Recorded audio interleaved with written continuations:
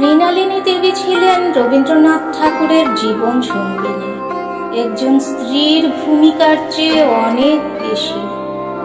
তিনি ছিলেন রবীন্দ্রনাথের জীবনের নীরব প্রেরণা, একজন গভীর হৃদয়ের সঙ্গী।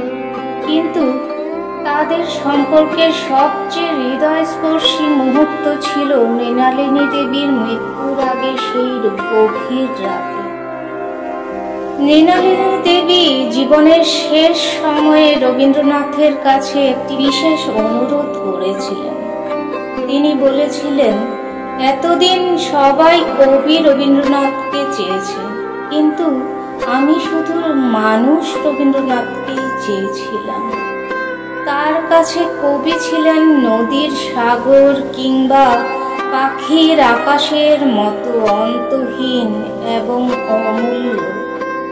কিন্তু মৃত্যুর দ্বার প্রান্তে দাঁড়িয়ে তার হৃদয়ের আকুলতা ছিল রবীন্দ্রনাথকে আবার একবার কবি হিসেবে অনুভব করার। সে রাতে প্রকৃতি ছিল এক গভীর অস্থিরতায় ভরা। ঝড়ের তীব্রতা যেন মৃণালিনীর অন্তরের অশান্তি প্রতিফলিত করছিল।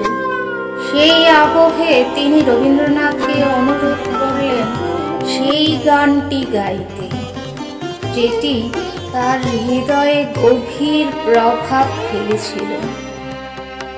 আজি ঝড়ের রাতে তোমার অভিসার, পরাণ সখা বন্ধু হে আমার।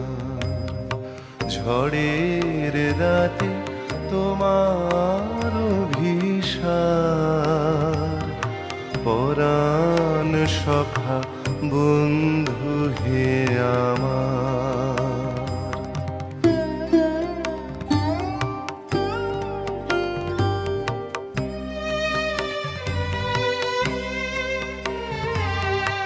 আকাশ কাঁদে হতাশ সম,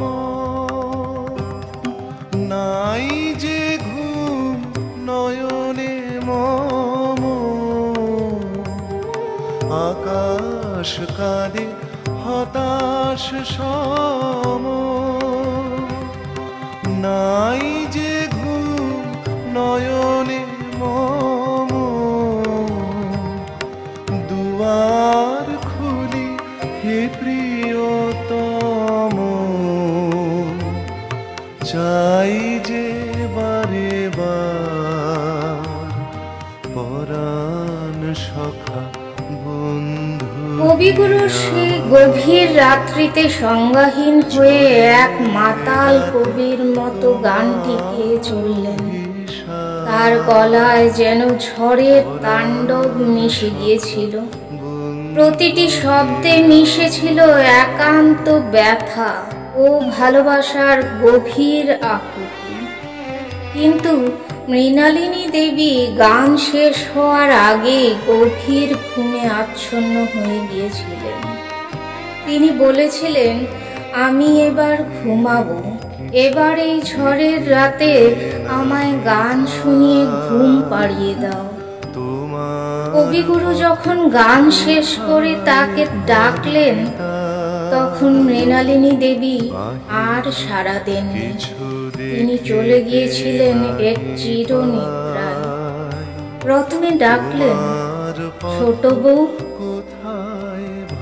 তারপর আবার ডাকলেন, কিন্তু কোনো সাড়া নেই। অবশেষে কবি তাকে সেই অন্তরঙ্গ নামে ডেকে উঠলেন, যে নামটি শুধুমাত্র তাদের সম্পর্কের একান্ত মুহূর্তে ব্যবহৃত হতো, ছুটি। কিন্তু ততক্ষণে ছুটি চিরদিনের জন্য ছুটি নিয়ে চলে গেছেন। আর সেই মুহূর্তে রবীন্দ্রনাথ শুধুই স্তব্ধ, একা। ঝড়ের রাতে তার গানই যেন হয়ে উঠেছিল বিদায়ের সুর।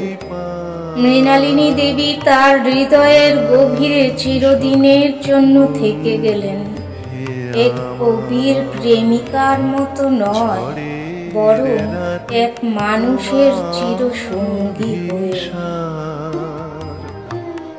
এ ঘটনা শুধু তাদের ভালোবাসার এক হৃদয় বিদারক অধ্যায় নয়, এটি মানব জীবনের গভীরতম সত্যের প্রতীক।